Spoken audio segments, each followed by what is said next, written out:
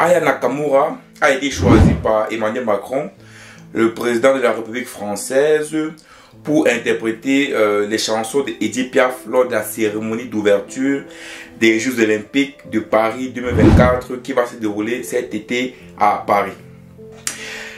Et quand c'est sorti, on a vu un tollé de racisme sur les réseaux. Je dis bien un tollé de racisme sur les réseaux.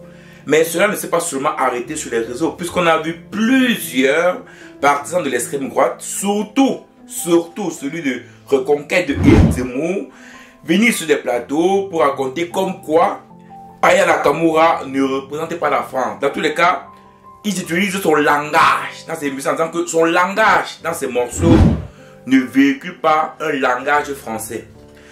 Quand on sait que un langage est voué à avancer, parce qu'on voit bien pertinemment que les jeunes par exemple qui sont dans les villes, que ce soit à Paris, partout en France, le langage courant est différent du langage soutenu des Français. Donc il ne faut pas mentir. Donc Aya Nakamura utilise un langage des jeunes.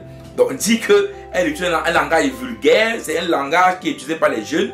Et donc c'est pour cela que Aya Nakamura est l'artiste française féminine la plus écoutée dans le monde. Je dis bien, c'est l'artiste féminine française. L'artiste féminine française la plus écoutée dans le monde.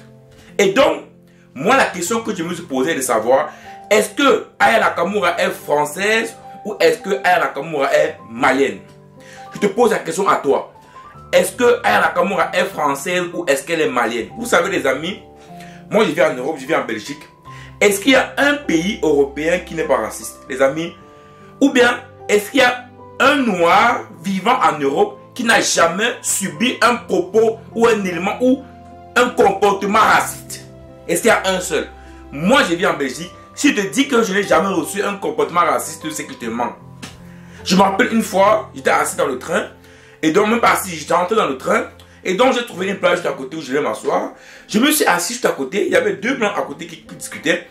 Et dès que je m'assois, je vois comment le regard est d'abord bizarre. Il me regarde bizarrement. Il soulève le nez comme ça. Et ensuite, il se lève. Il part s'asseoir ailleurs. Et moi, qu'est-ce que j'ai fait? Je me suis levé. Je suis allé assis à côté d'eux. Il recommence encore. Il se relève. Il part s'asseoir ailleurs.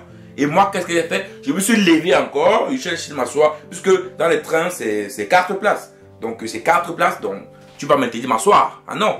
Je me suis levé. Je suis allé m'asseoir à côté d'eux. Et directement à la prochaine arrêt, ils sont fait quoi? Ils sont sortis. Tout le monde noir qui vit à l'étranger a subi le racisme. Mais attention, on ne peut pas dire que tous les noirs, tous les blancs sont racistes. Parce que pour les noirs qui vivent en Europe, ils savent qu'il y a des blancs qui sont aussi bien. C'est comme le problème tribal qu'on a en Afrique par exemple. Vous voyez, si même en Afrique on a déjà des problèmes tribal, vous allez me dire que non, le problème tribal c'est pas le racisme. Mais moi je vous dis que le tribalisme pour moi et le racisme c'est la même chose. Pourquoi? C'est des discriminations. On va faire des discriminations avec la tribu et ici on va faire des discriminations avec la race. Mais en fait de compte c'est pareil. Si en Afrique il y a des tribalismes entre les Africains, entre nous, c'est-à-dire entre des populations d'un pays, souvent d'un village, et que même en Europe ici il y a des discriminations, ici même en Europe il y a des discriminations entre eux, mais qui est moins visible. Comment est-ce que vous ne voulez pas qu'il y ait des discriminations, du racisme entre les blancs et les noirs? Et donc, pour moi, ça ne me surprend pas. On vit dans des pays racistes naturellement, les amis. On vit dans des pays racistes. C'est-à-dire qu'on vit dans des pays où les gens sont un peu racistes. Tout le monde n'est pas raciste. Je dis bien, il ne faut pas englober. Parce que je dis bien, moi je connais des blancs magnifiques. Mais nous sommes dans des pays qui sont naturellement racistes. Donc automatiquement, il faut faire... En fait, pour moi, c'est normal, c'est logique. Après, vous allez me dire, il faut dénoncer, c'est pas bien, il faut parler, oui. Mais moi, je sais personnellement que je ne pourrais pas vivre en Europe ou en Belgique, je sais pas, en Italie, ou sans avoir, je sais pas, un comportement ou un comportement raciste. C'est impossible. C'est impossible. Donc, dans la tête, déjà, il faut le savoir. C'est même quand j'étais à l'université ici, j'avais fait remarquer que les Noirs qui étaient nés ici, quand tu es à l'université, parce que moi je suis arrivé en Belgique, bien sûr, comme étudiant, j'avais mon master au Cameroun avant d'arriver ici. Donc j'ai constaté que beaucoup d'étudiants noirs qui sont nés ici sont ensemble. C'est-à-dire quand tu es à l'université, tu vois, ces noirs-là sont nés ici, sont grandis ici, mais tu vois, à l'université, ils sont ensemble. Et les blancs sont de côté. Tu dis, mais pourquoi ces noirs-ci qui sont nés ici, pourquoi ils sont ensemble entre eux, mais les blancs sont de côté? Donc tu te rends compte que cette discrimination communautaire existe même déjà, même pour des personnes qui sont nées ici. Et comment fois toi qui viens de l'Afrique, qui est né en Afrique, comme Aya Nakamura par exemple, qui est né en Afrique, comment est-ce qu'il n'y aura pas de racisme envers toi? Donc, pour moi, c'est quelque chose de logique, quelque chose de normal. Maintenant, j'ai vu, il y a un banderole qui dit que Aya, on n'est pas dans un marché de Bamako. Vraiment, si Aya Nakamura a été choisi par Emmanuel Macron, c'est parce que c'est l'artiste française la plus écoutée à l'international. C'est l'artiste française la plus écoutée. Donc, il n'y a aucune artiste française féminine qui est écoutée dans le monde comme Aya Nakamura. Aucune. Aucune. Mais à cause de quoi?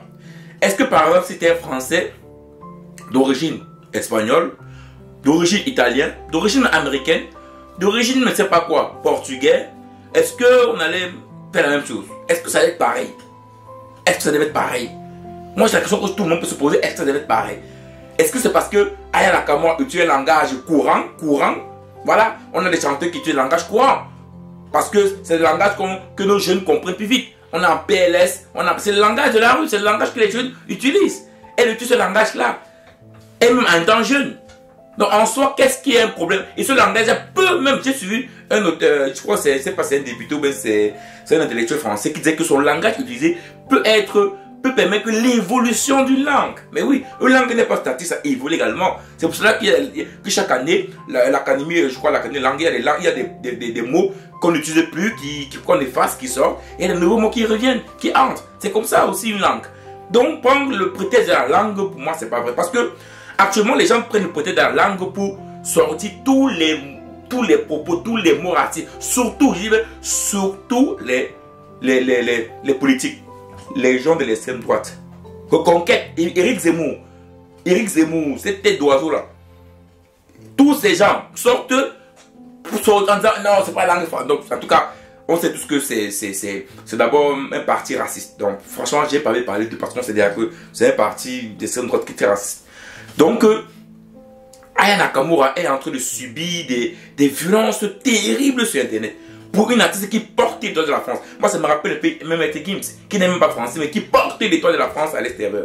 Mes amis, ne nous mentons pas. Moi, j'ai déjà accepté ça.